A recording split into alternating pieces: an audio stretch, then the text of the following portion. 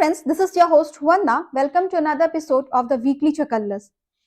Friends, एक तरफ तो सीज फायर का अनाउंसमेंट हो गया है। क्या ऑपरेशन सिंदूर का चैप्टर यहीं पर खत्म हो गया है? इसको लेकर लोगों में मिक्स्ड फीलिंग है।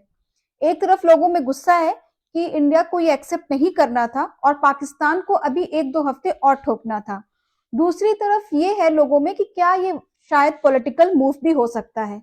अब लेकिन इसके पीछे का सच क्या है? क्या वाकई ऑपरेशन सिंदूर कंप्लीट हो गया है? क्या वाकई भारत ने अपने स्ट्रेटेजिक टारगेट कंप्लीट कर लिए हैं? क्या वाकई भारत ने पाकिस्तान को अब उसकी औकात याद दिला दी है, या ये सिर्फ एक टेम्परेरी ब्रेक है और बड़ी चाल के लिए?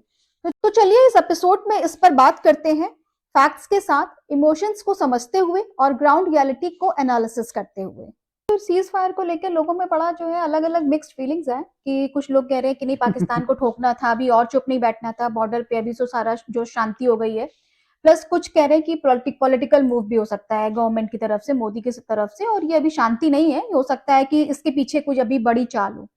तो इसमें क्या लगता है आपको कि ऐसा जो है ये सही चीज है जो यहाँ पे स्टॉपेज हुआ है, कि चलना चाहिए था आगे? अभी हमें पाकिस्तान को हमने आधा तो अधमरा उसको कर ही दिया था और उसको जो इसने जो चैलेंज किया था, ये अभी कश्मीर वाला अटैक करके, हमने उसको जो है उस चीज का तो अच्छे से जवाब दे दिया है, जो मेरा पर्सनल मानना है।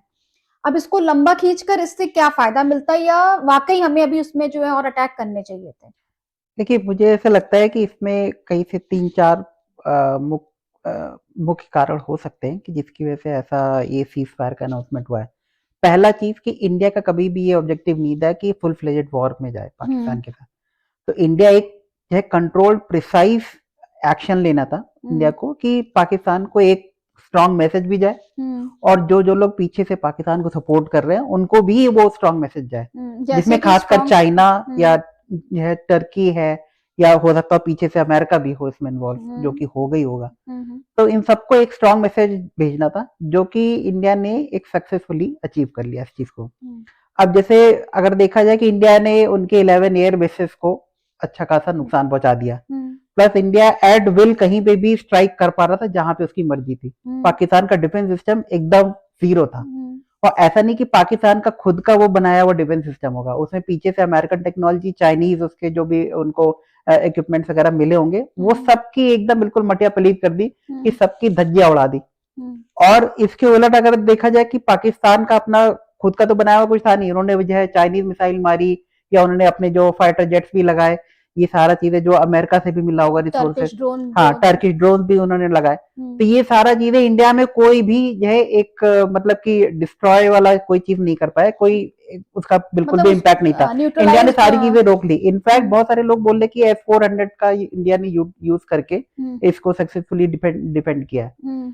वो भी है, लेकिन मेन जो चीज है कि जो इंडिया का आकाश पेश जो है डिफेंस सिस्टम है, वो पहली बार लोगों के सामने आया कि उसका जो एफिशिएंसी है, वो ब्रह्मोस उसमें आकाश मिसाइल भी यूज करी गई हैं। अच्छा, कि उसके रहते वहां पे पाकिस्तान की तरफ से कुछ भी इंडिया में पेनिट्रेट नहीं कर पाया।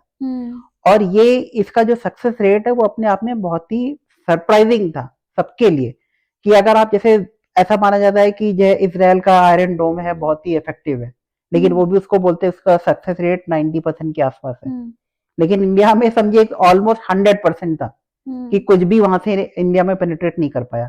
तो पाकिस्तान का अपने आप में उसको खींच मची, और जो मतलब कि सारे जो उनके पीछे से बैकअप थे, चाइना और अमेरिका, उन लोग की भी हवा टाइट थी, सबकी हवा टाइट थी, सब एकदम सबके लिए एकदम सरप्राइजिंग एलिमेंट था कि भैया ये इंडिया ने कैसे अचीव कर लिया। इंडिया ने अचीव क्या कर लिया, और जो मेन अपना इंडिया बेस्ड मिसाइल थी, उनको एक्सपेक्टेड ही नहीं था कि इतने हाई लेवल पे जो है इनके पास, क्योंकि अभी तो नोन नहीं थी, ये पहला बार ऐसा था, ट्रायल था, कोई पाकिस्तान पर जैसे ट्रायल किया गया।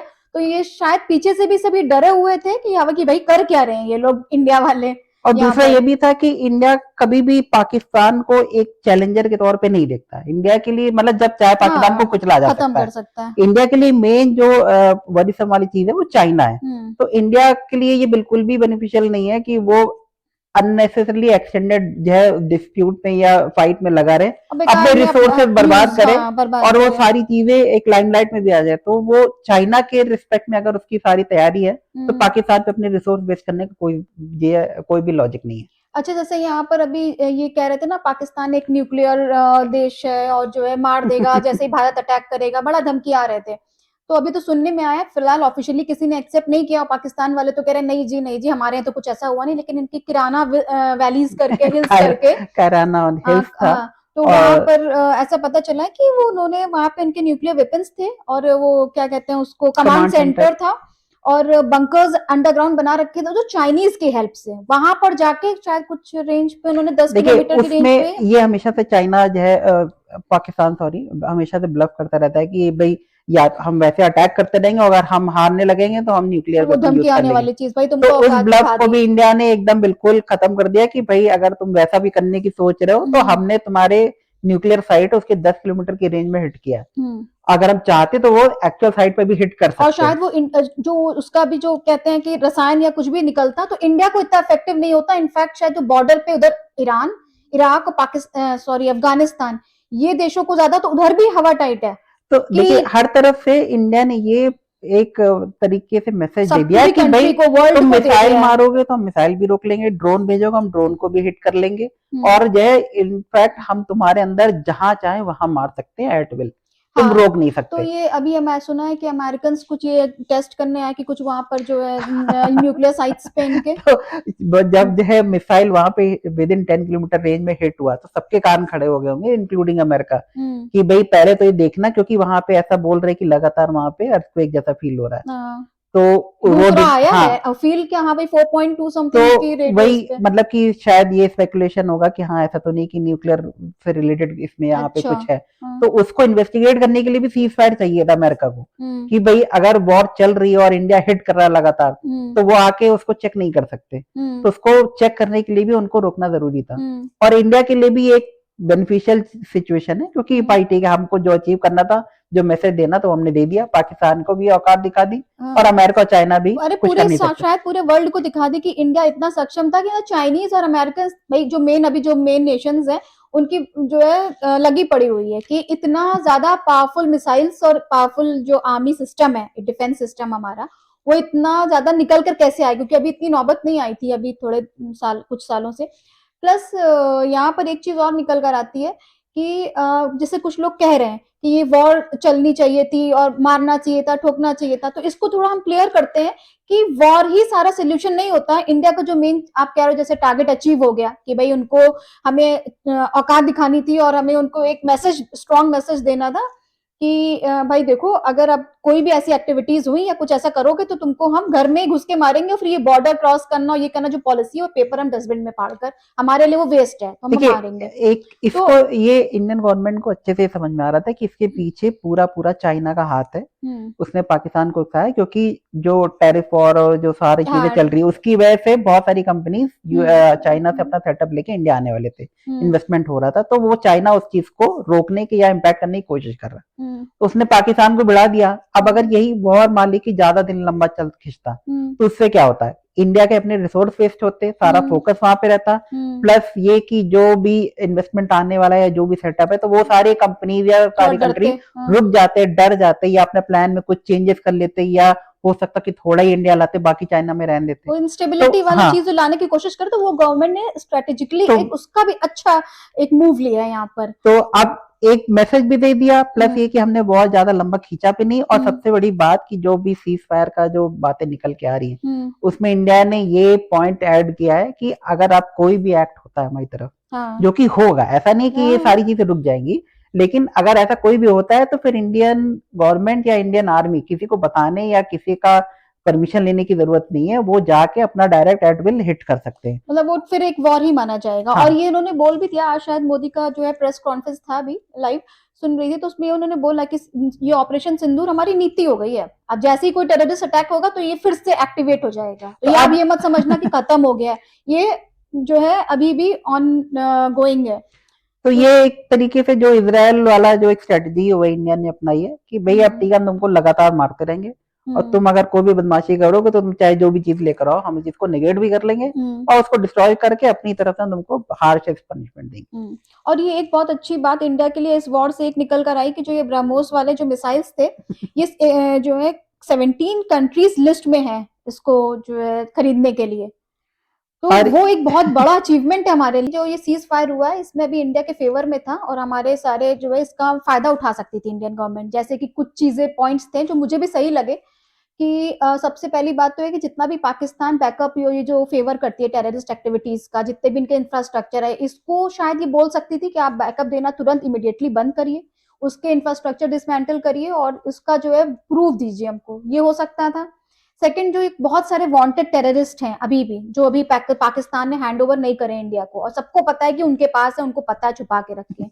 शायद उसमें से ये कुछ इनको बोल सकते थे, प्रेशर डाल सकते थे, क्योंकि जब पाकिस्तान भी पिछले में जाए हाईजैक वगैरह करता है तो यहाँ से इसने जो है सारे ऐसे ही प्रेशर डालती थी, तो हम डाल सकते थे। और थर्ड, कि पीओके वाला भी ये मुद्दा इसी समय था कि थोड़ा बहुत हम राइज कर सकते थे।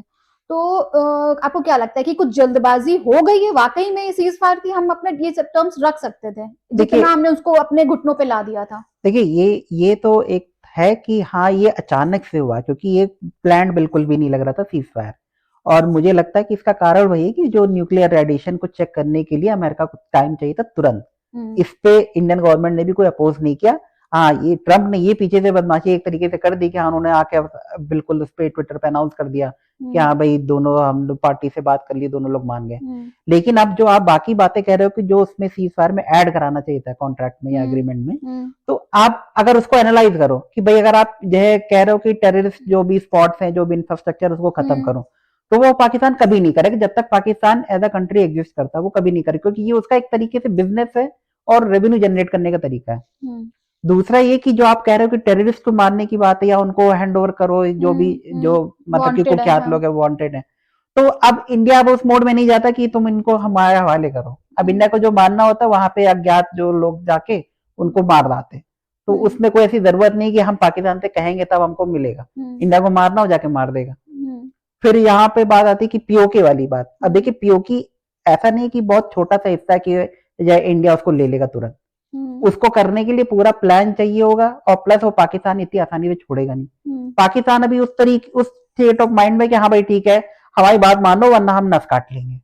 तो यही सिचुएशन उसके साथ हुई कि न्यूक्लियर वाला जो भी वहां पे जो भी डिस्टर्बेंस हुआ है उसको चेक करना जरूरी कि एक्चुअल में हुआ क्या। और ये चीज अमेरिका ही कर सकता है, इंडिया को तो अलाउ करेगा नहीं पाकिस्तान की, तुम आके चेक कर। और पाकिस्तान के पास खुद अपनी कोई काबिलियत नहीं, ना उनके पास पैसा है। तो इसीलिए शायद उनको लगता है, ऐसा मुझे लग रहा है कि उनको पैसे भी रिलीज हुए तुरंत IMF से, और अमेरिका जो वहां पे एजेंसीज हैं जो एनर्जी वाली जो वहां पे जाके चेक करेंगी वो वहां पे ऑलरेडी पहुंच चुकी, तो चेक कर रहे होंगे। और इंडिया को भी बोला गया होगा कि भाई रुक जाओ, भी तुमने मार दिया, यहाँ पे देखो हमको पहले देखना पड़ेगा कि रेडिएशन वाला कुछ तो नहीं है, क्योंकि वो सबको इम्पैक्ट करेगा, वहां की पाकिस्तानी पब्लिक को भी, आसपास की जो और बॉर्डरिंग कंट्रीज उनको भी इम्पैक्ट करेगा। प्रेशर हो गया होगा, तो इसलिए वो रोकना जरूरी था। बस इंडियन गवर्नमेंट की तरफ से और ऐसा बोला जाता है ना कि जितने भी पाकिस्तान का जो कमांड सेंटर है वो यूएस के हाँ वो में है। ये देखिए ये तो उनकी रिस्पॉन्सिबिलिटी बनती है, यूएस के उसमें रहता ही है, और यूएस हमेशा ये चाहेगा कि पाकिस्तान का जो भी न्यूक्लियर आर्सेनल है वो गलत उसका यूज ना हो। तो इसलिए ये इसमें एग्रीमेंट में और कुछ ऐड कराने का ना तो टाइम था और ना एक कोई इस चीज का मतलब था। जो इंडियन गवर्नमेंट को ऐड करना था कि हाँ ठीक है तुम कुछ करो तो मारेंगे तुमको।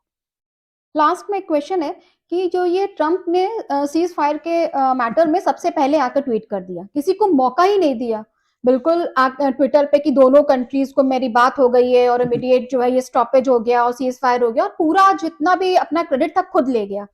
अब ये यहाँ पर ऐसा नहीं लगता कि इंडियन की गवर्नमेंट की तरफ से ये कम्युनिकेशन जो लैक ऑफ स्ट्रेटेजी है ये जो है थोड़ी ठीक होनी चाहिए? अभी भी वही सेम चीज चल रही, इतने बड़े लेवल पे वहां से भी 2-4-5 घंटे बाद भी किसी ऑफिशियल हैंडल से ट्वीट आया नहीं कि क्या है, क्या सोच रहे थे वो। एटलीस्ट कुछ आता, हो सकता है कि आपको कंफर्म नहीं था कि वाकई आपको सीज फायर हुआ कि ये पाकिस्तान की तरफ भरोसा नहीं था कि वो करेगा, लेकिन कुछ तो आना चाहिए था।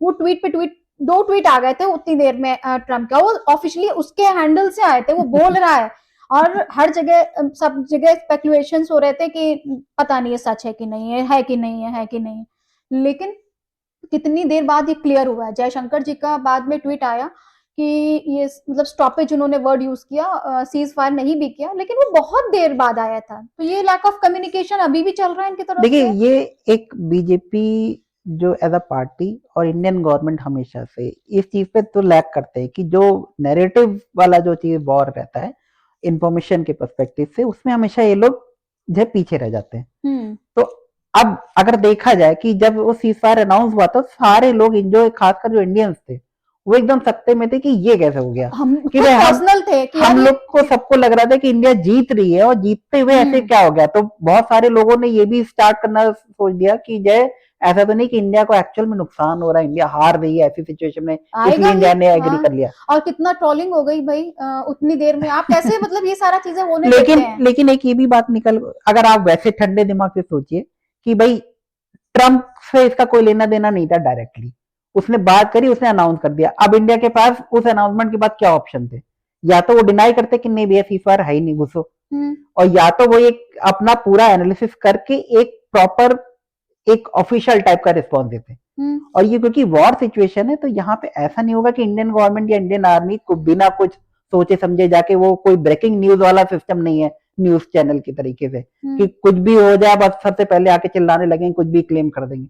इंडियन आर्मी अगर कोई चीज क्लेम करेगी नहीं, तो इसका अगर और मतलब कोई किसी ने बोला तो अलग बात है, लेकिन एक यूएस का प्रेसिडेंट बोल रहा है तो, और वो भी ट्रम्प बोल तो रहा ये है, अब तो देखिए वहां पर आपको शायद रिस्पांस देना बनता था। और ऐसा तो है नहीं पीएम मोदी पर्सनल बैठ के ट्वीट कर रहे थे। नहीं, देखिए ट्रम्प का नेचर सबको पता है कि वो टोटली अनप्रेडिक्टेबल है। किसी ने शायद अगर इंडियन गवर्नमेंट से बात भी हुई होगी, जो कि हुई होगी बिल्कुल, तो इंडियन गवर्नमेंट ने भी ऐसा सोचा नहीं होगा कि ट्रम्प आके इस तरीके का अनाउंसमेंट कर देगा पब्लिकली। अब वहां पर अब उसने लेकिन क्या जब शो कर दिया कि पाकिस्तान और इंडिया दोनों इक्वल स्टेज पे हैं, और देखो हमारी कितनी चलती है और हमने करा देखिए दिया। अब वो अब वो कहने बाद से में फजीयत हो गई उनकी कहने काफी। से कुछ नहीं होता, आप कह लो अपने मन में जो खुश होना हो लो, उससे कोई फर्क नहीं पड़ता। इंडियन गवर्नमेंट को जो करना है, इंडियन आर्मी जो करना है वो करेगी। लेकिन आप वर्ल्ड वाइड कोई मैसेज तो यही गया, देख 2 कंट्रीज में देखो यूएस ने कर दिया, एक होता है इमेज तो चली जाती है। तो उस तरीके का भी एक, आप ठीक हो, आप सारी चीजें ठीक है, डिफेंस वाला भी आपका बहुत अच्छा, आपने सारा जवाब पाकिस्तान को अच्छे, यहाँ पर भी थोड़ा स्ट्रांगली कम्युनिकेट करना भी शायद मेरे ख्याल से बहुत इंपॉर्टेंट हो गया है। इम्पोर्टेंट तो है। नैरेटिव गलत फेक पहुंचा बन जाता है लोगों को, फिर उससे इमेज, आप बाहर लोगों से बात करो, अरे वो पाकिस्तान इंडिया में, अरे वो तो ट्रम्प ने बोल दिया ना, अरे वो तो हो गया ना। ये चीजें बहुत ज्यादा मेरे ख्याल से हाँ, वो एक कमी थी। एक करती है। मुझे लगता है कि इस पे डेफिनेटली इंडियन जो पूरा एडमिनिस्ट्रेशन है, हाँ, इसको इम्प्रूव करना चाहिए। क्योंकि आप अगर क्लियर इन्फॉर्मेशन नहीं दोगे, ठीक है, आपको टाइम चाहिए, आप एटलीस्ट ये बोल दो कि हाँ अभी ये ऑफिशियल नहीं है, हम एनालाइज करके हम वापस आएंगे आप इस उस पे। पर स्ट्रेट वे बोलो ना, आप क्या डरना उससे, वो ये बोला बोलो हाँ कि ये ऑफिशियल नहीं है, अभी we are still analysing this हाँ, सिचुएशन। तो इस तरीके का कोई स्टेटमेंट आना चाहिए था। ठीक है, चलो उन्होंने टाइम लिया, और टाइम लेने के बाद अब मोदी जी ने भी कॉन्फ्रेंस करी, इंडियन आर्मी के पर्सनल आके उन्होंने प्रेस कॉन्फ्रेंस करी, वहां पे उन्होंने अरे वो सारी तो चलो डिटेल दी। चल रहे होंगे मीटिंग भाई, इतने बड़े लेवल पे ये सब जो मिसाइल्स वगैरह और जो ये सारा लोग इन्वॉल्व थे, उसमें कोई कमी नहीं थी और शायद है भी नहीं। लेकिन ये थोड़ा सा लैक ऑफ कम्युनिकेशन इनका हमेशा रहा है, और अभी भी वही सेम थिंग दिख रही है, शायद इसको ये सीरियसली लेते नहीं है। लेते हैं, लेकिन वही कि अब जैसे मैं बोला कि वो ट्रम्प अनप्रेडिक्टेबल है, किसी ने सोचा नहीं होगा कोई इस तरीके से कर देगा। अब वही इंडियन गवर्नमेंट क्या करती है, या तो डिनाई करती है कि नहीं भाई जो भी ट्रम्प कह रहे हो सब झूठ है, जो कि एक्चुअल में फैक्ट है। नहीं तो आप ऐसे ये वाली लैंग्वेज मत यूज करो ना कि जो बोल रहा है वो झूठ है, आप उसको थोड़ा सा डिप्लोमेटिकली, हाँ, जैसे वो करता है तो आप सीखो ना वो सारी चीजें। और आपको कुछ पर्सनल बैठ के ट्रेनिंग थोड़ी ना लेनी है, उसके क्लासेस थोड़ी ना लेने हैं, आपके पास लोग होंगे ना, ये तो सिर्फ लैंग्वेज का ही है कि आप कैसे लिखना चाहो उसको। तो यही फर्क है ट्रम्प में और बाकी लोगों में। उसके जो मर्जी में आता बोल देता है, जो मर्जी आता कर देता है। अब इंडियन गवर्नमेंट उस तरीके से रिस्पॉन्सिबली तो जो नहीं एक्ट कर सकती।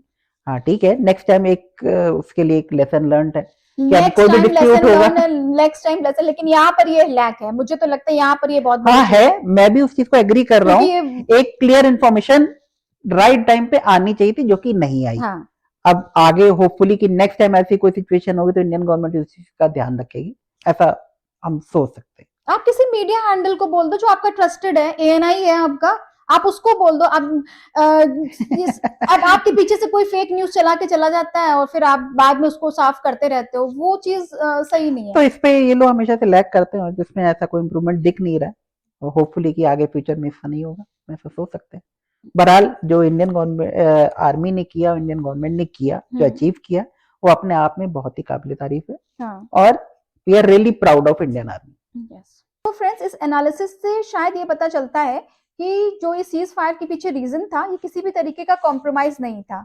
जो इंडियन आर्मी को, इंडियन गवर्नमेंट को वहां पर अचीव करना था, जो प्रूफ करना था और जो मैसेज देना था, वो पूरा भरपूर तरीके से वहां पर दे दिया गया है।